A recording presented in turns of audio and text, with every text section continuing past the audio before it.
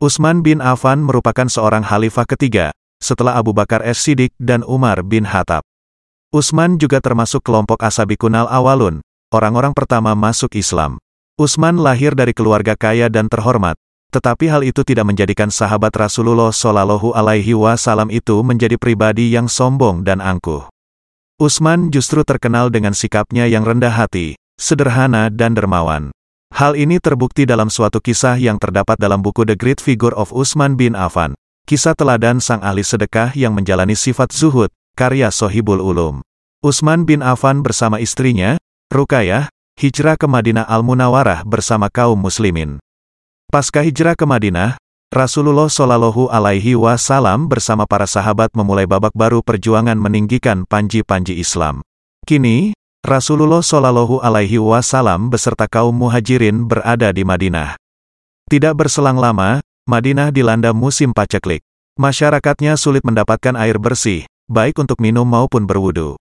Keadaan ini tentu saja sangat menyulitkan kaum muhajirin, termasuk Utsman dan para sahabat lainnya. Karena mereka terbiasa hidup dengan air Zam-Zam melimpah di kota Makkah. Di Madinah, mereka tidak mendapati air yang jernih dan segar. Tak jauh dari Masjid Nabawi, tinggallah seorang Yahudi yang terkenal dengan sifat culasnya. Dia memiliki sumur yang cukup besar, dengan air yang segar dan jernih. Namun, dia tidak mau berbagi air tersebut kepada penduduk Madinah meskipun hanya setetes. Dia menjadikan sumurnya sebagai ladang bisnis, dengan menjual air pada orang-orang Madinah. Mata air, sumur, tersebut diberi nama Bir Rumah, sumur rumah. Orang Yahudi tersebut menjual satu ember dengan harga 1 mud, setengah gantang, biji padi. Tentunya, harga itu cukup memberatkan kaum muslimin. Namun, kaum muslimin dan penduduk Madinah tak punya pilihan lain. Mereka terpaksa harus antre dan membeli air bersih dari Yahudi. Akhirnya, para sahabat kemudian menyampaikan hal ini kepada Rasulullah Shallallahu Alaihi Wasallam.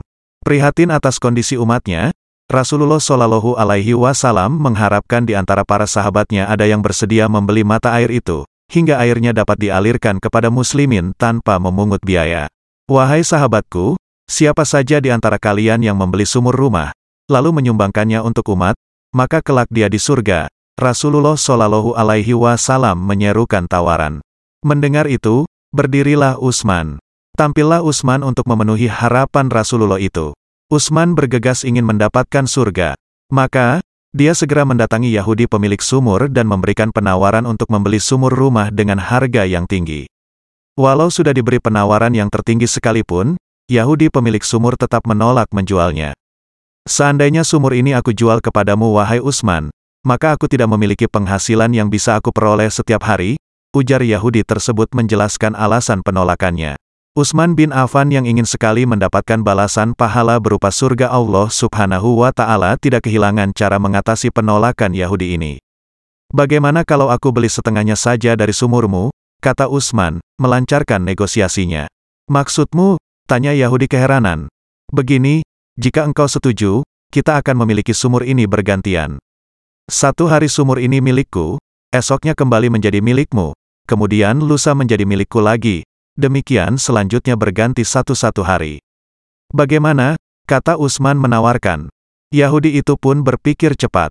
Aku mendapatkan uang besar dari Utsman tanpa harus kehilangan sumur milikku, katanya membatin.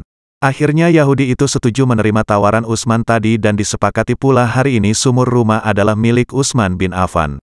Utsman membeli separuh dari mata air itu dengan harga 12.000 dirham. Kemudian, cara pemanfaatannya ialah dengan bergiliran. Untuk Yahudi 1 hari dan untuk Utsman 1 hari. Jatah Utsman bin Affan disedekahkan kepada orang-orang muslim. Utsman pun segera mengumumkan kepada penduduk Madinah yang mau mengambil air di sumur rumah. Silakan mengambil air untuk kebutuhan mereka gratis, tidak dipungut biaya, karena hari ini sumur rumah adalah miliknya. Seraya dia mengingatkan agar penduduk Madinah mengambil air dalam jumlah yang cukup untuk 2 hari. Karena esok hari sumur itu bukan lagi milik Utsman.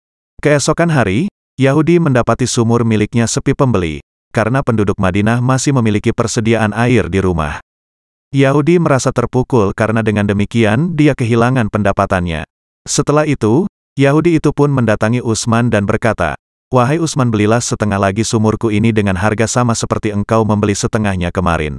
Utsman setuju, Lalu dibelilah setengah bagian sumur itu olehnya dengan harga 8.000 dirham.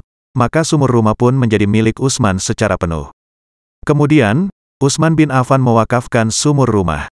Sejak itu sumur rumah dapat dimanfaatkan oleh siapa saja, termasuk Yahudi pemilik lamanya. Dia membebaskan siapa saja untuk memanfaatkan air itu, baik yang kaya, miskin, maupun orang yang sedang menempuh perjalanan.